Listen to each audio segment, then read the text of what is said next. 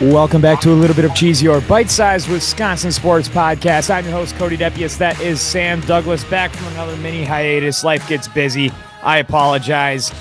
We're going to figure it out the way that it goes, but if we can't do a Friday, expect us back that Monday. That's the way that I'll put it. I appreciate everybody tuning in, and glad to have you here with us today.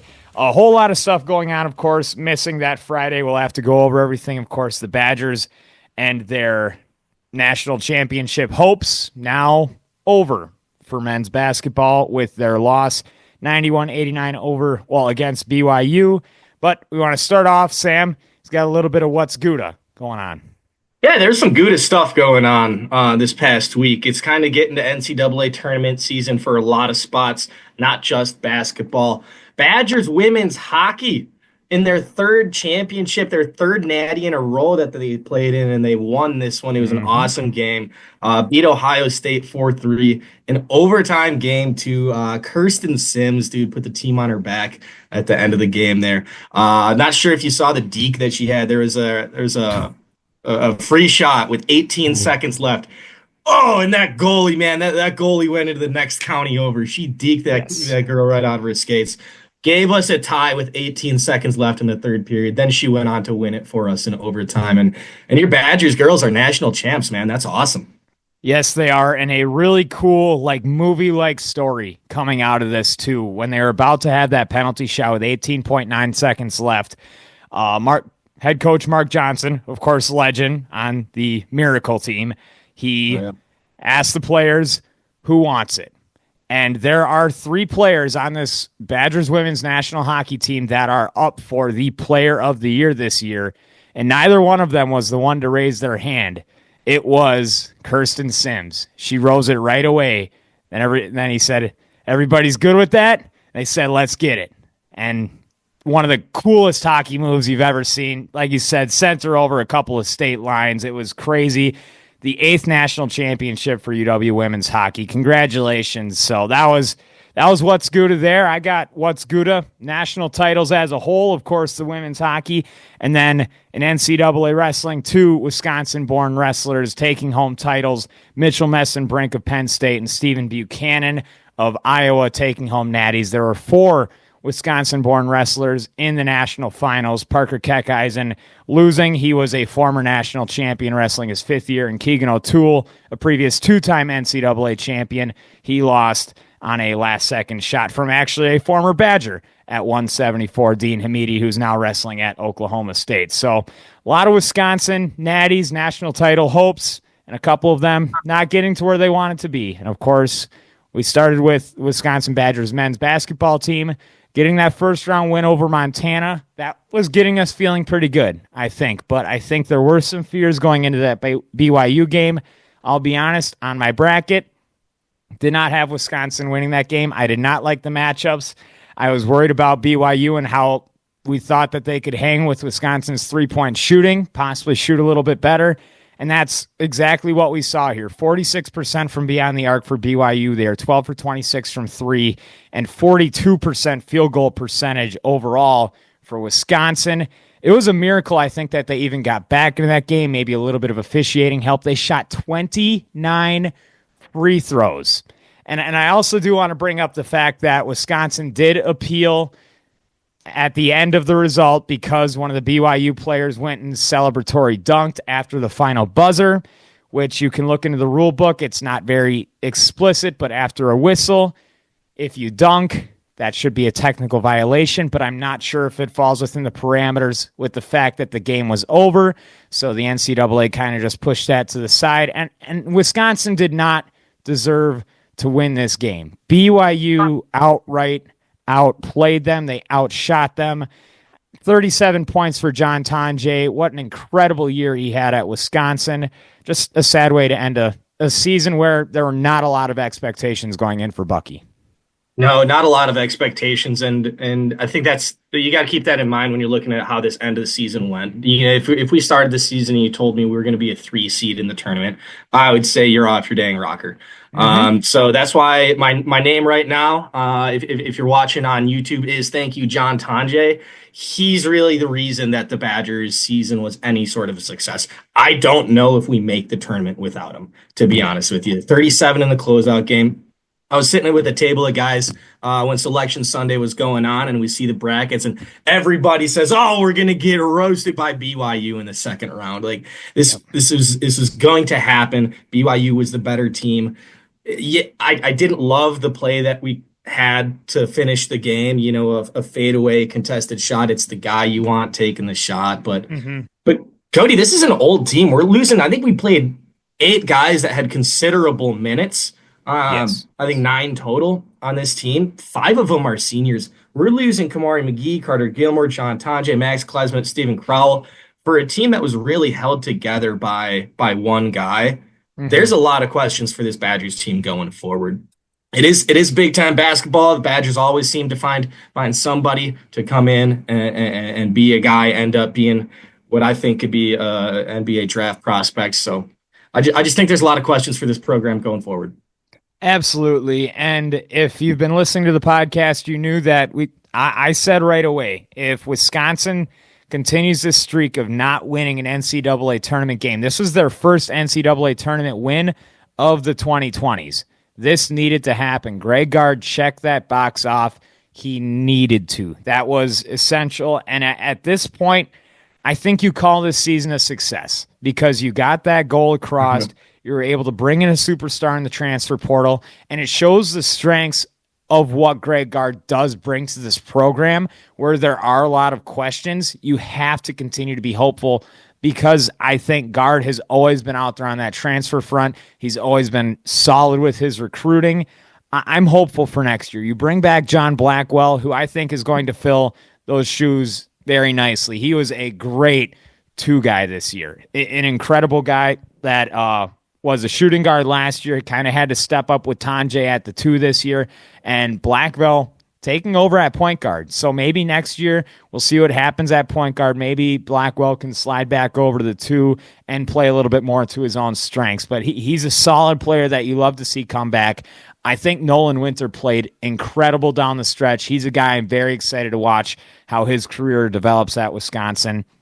Yeah, losing a lot of that senior class, but I think in the end, I'm happy and I'm content with how this season went for Madison. There were a lot of highs. There were some great wins there. You go back and you think to that one against Purdue at Purdue. They needed to make it happen. Of course, things might have fell off a little bit after that, but that team was exceeding expectations throughout the course of the season, and a lot of that was due to the transfer pickup of John Tanjay. So thank you, Tanjay. We're always going to remember that season that you had here at Madison, and we're hopeful. I mean, like you said, an NBA draft prospect, and I think that game against BYU really solidified that. Like, teams are going to have to take a look at a guy that can score at that level when the lights are shining the brightest. So I know I you think brought he's up a possible Bucks prospect, maybe in a joking way, but more I thought about it. I didn't love it. We just need a big five. We need a stretch five. We need Jericho Sims to start hitting some corner threes. I think in yeah, a crazy world. Hey, John Tonje, man, he's a first round pick. I was on record earlier this year saying he could be a flyer in the second round. He's a little bit older than what these NBA drafts are kind of looking for, especially when you take into the overseas prospects. There's a lot more incentive to take this 19-year-old kid with a 7'4" wingspan that you oh don't yeah, have much on. But Tanjay got better throughout the year. And in the past like 3 games, once he hit the tournament, the Big Ten tournament, and then the NCAA tournament, he stepped his game up, dude. He's a first round pick. I'm excited to see what John Tanjay does if he gets an opportunity. I think he's got to bulk up a little bit. But if he can really get his shot down, man, I could see him being a quality scorer in the league. I mean, the confidence is there, and that's where it all starts. When you're pulling up, are you confident every single time that shot's going to go in? And we saw it maybe a couple of times when Tanjay shouldn't have been as confident. You got to give it to the guy who just believes in himself, and that's what he did this year. He's a guy who's had ups and downs over his career. He had to transfer twice, dealt with some bad injuries, and was someone who was on nobody's radar really coming into this season, kind of like a sleeper pick going into the year where people were like, okay, what does this Badgers team look like? And some guy in the back of the room would raise his hand and he'd say, hey, that John Tanjay kid in Colorado State, like you got to keep an eye on him. And early on, he showed that he was going to be the guy. And up until that final game for Bucky, he was there. He was the guy, an exciting player to watch. And like you said, we're hopeful to see where he can take his basketball career. So we did mention the Women's Hockey National Championship, so congrats to the women there. Head coach Mark Johnson and Kirsten Sims just putting the team on the back there, getting that penalty shot off, scoring there 3 minutes into overtime, bring home the national title back for Wisconsin. Great moment there. But end of Saturday night, this might have been in the wee morning hours on Sunday morning, actually, I think, that I had to text Sam. I saw what I thought was one of the coolest sports moments that I have seen in my life. So I'm a big wrestling fan. I grew up wrestling. My brothers were really big into it.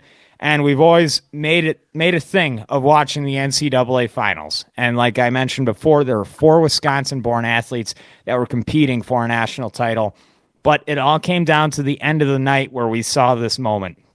And to set the context here, Wyatt Hendrickson of Oklahoma State was an Air Force Academy graduate. He was an All-American before for Air Force, but came back for his 5th year of NCAA eligibility, transferred to Oklahoma State to wrestle for David Taylor, and he had his finals matchup set against one of the greatest college wrestlers I think I've ever seen in Gable Steveson of Minnesota. And Hendrickson, with 30 seconds left, was able to get the takedown and hold him down to create one of the greatest upsets I've seen on an NCAA stage, where Gable Steveson was an Olympic gold medalist, a 2-time national champion. He was a guy that actually retired before from wrestling, where he left his shoes out on the mat after his last national title, said he wanted to go try some other endeavors. He tried out for the Buffalo Bills last year. He did some stuff with the WWE, but came back. He said he wanted to get that last national title and was looking like a guy who was going to win the Hodge Trophy,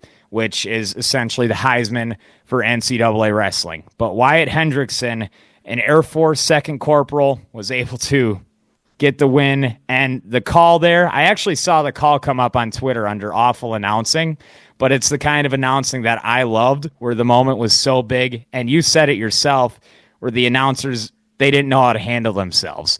Like they were pulling out the, oh my God, can you believe it? Wyatt Hendrickson, the greatest upset in the history of the NCAAs. So a great moment. If you haven't seen the video, I'd be surprised because it's been all over social media. Just a great moment. And Sam, I know you're not the big wrestling guy, but what was your takeaway from a kind of upset like that?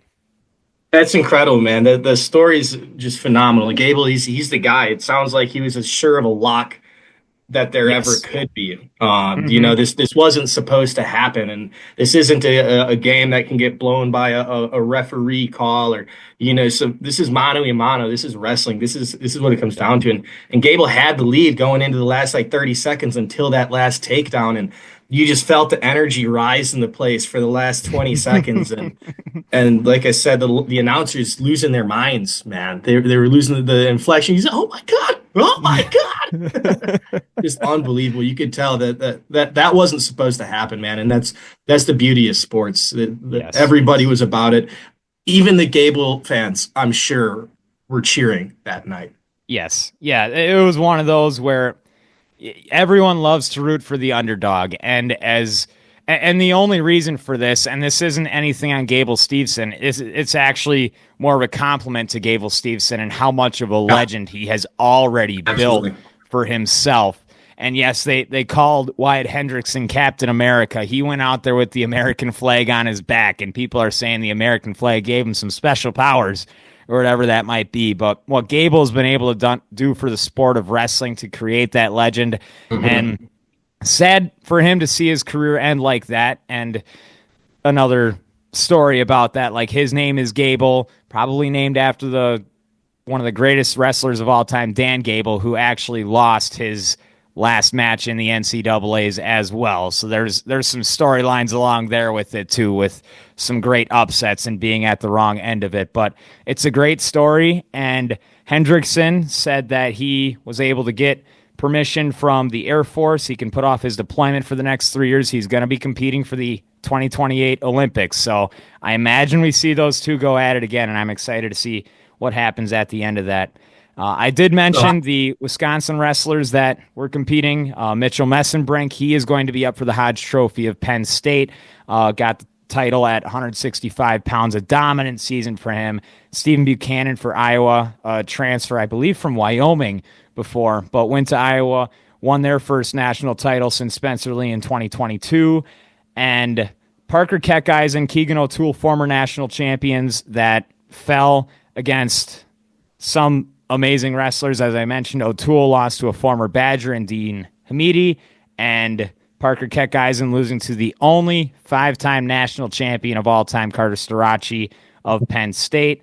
So it was great to see Wisconsin on the big stage. There was one All-American from Wisconsin, Zan Fugit. So I'm going to keep my eyes on this, and Sam, I can keep telling you all about it. So that's please do. Really great stuff. That NCAA is once again a great weekend for everything happening in the NCAA. It was one of those moments where I jumped so high I thought my head was going to touch the ceiling. And it was actually, I watched it, it was side by side with BYU and Wisconsin going on and the national finals. And this was actually the going out party after my fiance's bridal shower. So when I started going crazy for it, my future mother-in-law took a video of me going crazy. So there's a couple. I have a little folder of now Cody reaction videos to just some incredible moments, and that one we can definitely add to the list. Milwaukee Bucks, a big win over the Kings, kind of a get-back game for them, a get-right game for them, 114-108, the final score there. Sam, you said you got some nice numbers from this one. 12 games left in the season, Cody. I'm feeling good about the Bucks, man. I really am. We had no Damian Lillard in this game. Giannis put the team on his back, specifically in that third quarter. He had a 20-point third quarter. Only ended up taking one shot in the fourth, but that's really where Kevin Porter Jr. took over. He was the number 2 scorer on the day. Should be the number 3 on the team, but yeah. Last 4 minutes, defense held the Kings to 0 points, and in that close game, the defense locked in. And when you're looking at an older team with the playoffs coming up, it's all about, can you lock in? Forget the rest of the season. We're at the point where we just got to trust Doc and trust what's going on. Trust that these guys have a process they're about to go through, that they have that next gear. That if you watched any Dame and Giannis over the past 5 years, if anybody has another gear, it's these two guys. Whether Doc Rivers has that another gear or not is to be determined. But our clutch defense this year is 96.8 defensive rating. That is number 1 in the league. That's a full 2 points ahead of second place. That's the Grizzlies. So our clutch defense is absolutely locking up. And I'll tell you what, if this Bucks is going to have an issue heading into the playoffs, I'd rather it be the offense. I'd rather the defense be smooth sailing and figure out the offense, because whether it's, we watched the Cavs game, and my take after the Cavs game was, it's so easy for the Cavs to get buckets, and the Bucks have to fight for all these buckets. Yeah. But you know what? If Giannis and Dame are fighting for buckets, I trust their process. Not only is it Giannis and Dame, our bench is really freaking good right now. Yeah. Just our 5, 6, 7, 8, 9 guys. This might be one of the best in the league. Gary Trent is a quality starter. He should be a $20 million a year player. Bobby Portis will be coming back. He averaged a double-double a couple years ago, 6th man of the year type of candidate. Ryan Rollins can play. Andre Jackson Jr. can play. AJ Green is absolutely a shot-hitting type of guy. And Kevin Porter Jr. is showing up out of nowhere, giving you a triple-double a couple weeks ago. Jericho Sims is going to be coming back. Yeah. Like, we have depth. And so what that means for Doc Rivers, what I'm looking for Doc to do is use that depth. Dang it. This is why I've wanted these guys to be playing a little bit more minutes. Doc has a tendency just to play as older cats. And like I said, now I have to believe in it, because those are the guys that are going to be getting playoff minutes. I have to believe that it's okay that Andre Jackson Jr. hasn't been getting minutes. I also want to believe that if we're playing the Knicks, that we can happily and comfortably substitute Ajax in to just lock up Jalen Brunson for a little bit. Go piss off Tyrese Halliburton for a little bit. Use these guys for their strengths. Brooke Lopez has always struggled with Al Horford. What if Jericho Sims is just too much for him? What if he's just too big, too strong, too athletic for Al Horford, and it creates a kink in the game? Give him 7 minutes in the second quarter and just muck things up a little bit. So I really, really love the depth that the Bucks have been playing with, and I'm really looking forward to seeing us using that depth in a quality way, rather than just showing up in the playoffs and playing our 8 guys on that 8-man rotation. I really hope Ajax has a moment. I really hope Jericho Sims has a moment. And man, Kevin Porter Jr. is going to have a few moments. So this Bucks depth is stepping up. They have shown that they can improve when they need to. They can lock in the last couple minutes defensively. I trust the top 2 guys, and man, we'll see what this bench can do. But Cody, man, I don't count these Bucks out. They're one of the most dangerous teams in the league, and it's time for optimism, baby. Playoffs are coming. That's right. And this has been a tough stretch, a tough schedule here these last couple of weeks. We've been talking about it, and they had a couple of tough losses against some really solid teams, but they're able to go get that get-back game where you don't see this 2-game losing streak turn into 4 or 5. They go and they get back, they reset, and that's what you need when it gets to the playoffs. When things start to go on a downward slope, how do these guys get back? And you get it with that depth, and that all goes back to that trade deadline. I think we're going to end up looking back at this as one of those that Milwaukee just needed to happen. They needed that depth. They needed that defensive prowess, and they were able to find it in a couple of unprobable places, really. And Kevin Porter Jr. and Sims and Kuzma, he has his good nights and his bad nights, but he does add value to this team, of course. But it all goes back to that, and I think Horst had a really good one there when it came to the trade deadline. So we'll keep looking at the Bucks, see what can happen there. Last 12 games before they head into the playoffs. But I think they're setting themselves up to be in a right spot, and one where I think everybody can feel comfortable rooting for the underdog. Milwaukee Brewers are now 3 days away from opening day, as that'll be on Thursday, taking on the Yankees. They get the ESPN broadcast for that. Yes, it's definitely because the national stage is being set for the Milwaukee Brewers on their hopeful title run here. No, it might be because the New York Yankees made the World Series last year, and everybody needs that shoved down their throats once again. But the Brewers, they got a lot of things happening right now. Tobias Myers going down for a month with a lat strain. We're going to have to see what happens in that 5th man in the rotation. They're pretty banged up there, but some interesting moves on the opening day roster and what's happening there. Caleb Durbin and Tyler Black were sent to AAA, which means that Durbin is not going to be your third baseman, as much as I wanted us to be confident that he was at least going to have a spot there. But there is a silver lining to this, and it was an unlikely candidate here once again. Vinny Capra has been named to the opening day roster after 6 home runs in spring training. I think he's 28 years old. This is his first opening day roster. Him and Oliver Dunn are going to share some time at third base. We're getting ready for Brewers baseball, baby. Yeah, no, absolutely. I love that Vinny Capra story. He was drafted in 2018. Man, he's been fighting in this league for a while, and getting his first opening day spot. That's really cool. That's a cool story. And we're going to be saying this name a lot this year, this summer. Jackson Churio, I got some numbers for you. He's been crushing in spring training. Yes. There is one more game to play, but before that last game, his numbers for this spring training, he's hitting .489 with a .521 OBP, .733 slugging, and 1.254 OPS. Jackson Churio, hey, spring training, not going to look too much into it. We're going to be talking about this kid a lot. I'm getting a jersey. I'm excited to see what he does. Oh, get that jersey. Get it now. I mean, That's you have him for the next 7 years for Milwaukee Brewers baseball. That contract is probably the best of this franchise's history. I will say that right now. We've only seen the kid play for 1 year, but those numbers his rookie season, even with the bumps that he took the first 3 months of that season, he got MVP votes. He did. And what we're looking at here, this kid And it's been the same thing for him throughout the minors as well, where he takes a couple of months to really get the hang of things. There might be some doubters that come out during that time, but once he figures things out, he takes off and he hits the tracks running hard. And I think we saw that at the end of the last season.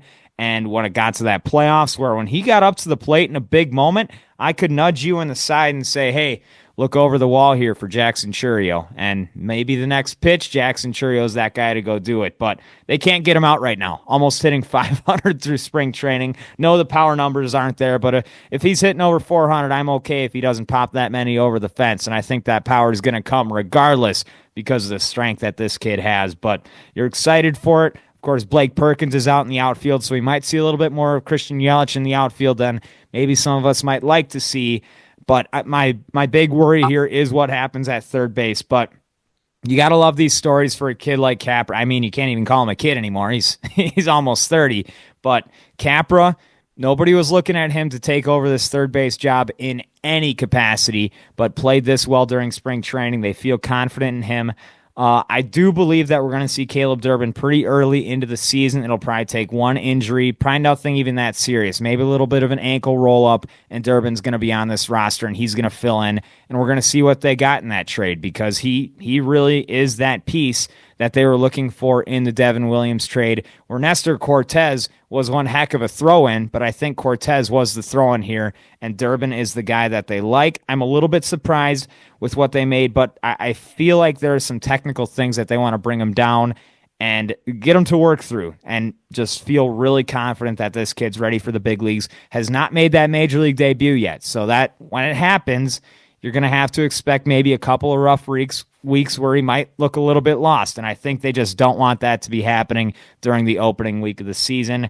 That's my one worry. I worry a little bit about Joey Ortiz at shortstop. If he gets hurt or if Terang gets hurt, things start to look really sloppy. You're going to see Durbin. You might see some Tyler Black. You'll almost definitely see some Andrew Monasterio, who was just recently optioned to AAA. What's your biggest worry here for the Brewers? You can add to my point, or if you got a little bit something else too, feel free. Man, it comes down to the starting pitching for me. I just don't. I think the wheels can fall off so fast. I think we can burn through 4 or 5 arms in a bullpen in one game if somebody doesn't bring their A stuff, and that can just kind of have a long effect over the rest of the week for us. So I'm really looking for Cortez to be a quality starter. I'm looking for these guys to go 5-6 innings to take that load off for everything going forward. I do like some of the depth. I think I'm looking forward to Tyler Black getting some playing time. He's been talked about a lot. Clearly, they're not seeing the numbers, the athleticism where it needs to be. Hope he gets a shot. I'm looking forward to seeing him play in the big league. So I'm all right with some of the depth. I think we're going to get our wins. I think we're a very top-heavy team, and we're going to have a lot of that rotation going on down low. We're going to be asking for a bat in that 7, 8, 9 spot, I think, for the whole season. Yeah. I don't think that the Brewers are going to be the only team asking for a bat in the 7, 8, 9 spot. So I think a lot of the offense is going to ride on our top 4 or 5 guys in the lineup or in the batting order. And I think that's just kind of how it goes in baseball. Which brings me to a question I had presented to me last week that kind of made me think a little bit. This top 4 in the lineup, or the 4 guys that you see in the middle of this Brewers order: Rhys Hoskins, Jackson Chourio, Contreras, and Christian Yelich. This is the best top 4 in a lineup for Milwaukee since blank. And I'll leave the floor for you. As long as I can remember. I can't speak to anything before what I was watching, but this is the best top 4. That's terrifying, man. You don't get a break. Yelich is a lefty too. Like there's no break when you're running through these guys. I think they can all do everything. Rhys can't do everything. I got to see it from Rhys. I think a better year for Rhys. So maybe it's a Rhys, and we haven't even brought up like a Garrett Mitchell. Yep. He's going to step in. Who knows what 25 pounds of extra muscle on Sal Frelick can do? Who knows what another quantum leap for Bryce Terang can do? Those guys you feel comfortable with. And we saw really good pieces from Joey Ortiz last year too. But the answer that I got to this question, and the answer I think I agree with, is 1982. You go Sure. back to the last time Milwaukee was sitting in the World Series with Cooper, Yount, Molitor, and I'm definitely missing somebody that you can sound off in the comments and yell at me for. But I think it goes back to then. Like, you can look back at the Braun and Fielder days. It was Braun and Fielder. You can go back and look at the Christian Yelich lineups where you had Travis Shaw hitting third or fourth in those. I'm going to take Rhys Hoskins over Travis Shaw. I'll say that right now. And Shaw might have been the second or third best hitter in those lineups. Brewers, I think they're going to be able to hit this year, which we'll see how everything plays out. Like you said, we like the depth. We'll see how everything goes. But opening day coming up on Thursday. Might need a little bit of a watch party, huh, Sam? We'll get that going. We can transition here to the Cheese Grater, everybody's favorite segment. 3 questions from each of us. And at the top here, we'll stick with the Brewers. Do you feel better about the Brewers roster now as opposed to last November when the season ended? Yeah, absolutely. We didn't do much in the off season, and I kind of spoke about this a little bit as it was going on. We have a young team, and I'm a fan of investing in your young players and letting them play, letting them grow. It's the same thing with the Packers wide receiver room. What's the point of having some young studs on your team if you're not going to give them playing time, let them grow, watch them get better? So I expect a better Sal Frelick, like a better Garrett Mitchell, a better Turang, dude. Obviously Churio is going to be a MVP candidate, 100%. And Yelich is in the in the batting order. I think that's a big difference. Yeah, that's catcher in baseball. All these guys are studs, and they're all getting better. So 100%, I'm feeling better, and it wouldn't take much for me to feel better than how our season ended, losing to the Mets like that. So I had some pretty crappy days since then. I think I've still felt better than I did as the Brewers ended their season. Cody, there's a few aging superstars in the NBA. Is there anybody you're kind of rooting for to get another ring before they retire? We're kind of looking at Kevin Durant, LeBron, Steph, maybe even someone like a James Harden or a Jimmy or a Kawhi. So I would have loved to see a Jimmy ring back maybe a couple of years ago. Now, of course, understanding how he's handled his situation with the team, I think I'm an NBA hater. I'm going to be honest when I say this. Like, I don't need to see another ring from LeBron. I don't think we need to see another one from Steph. I think I would like to see another one from Steph. But with Kevin Durant, like you said, you were a bigger fan of him before he went to Golden State.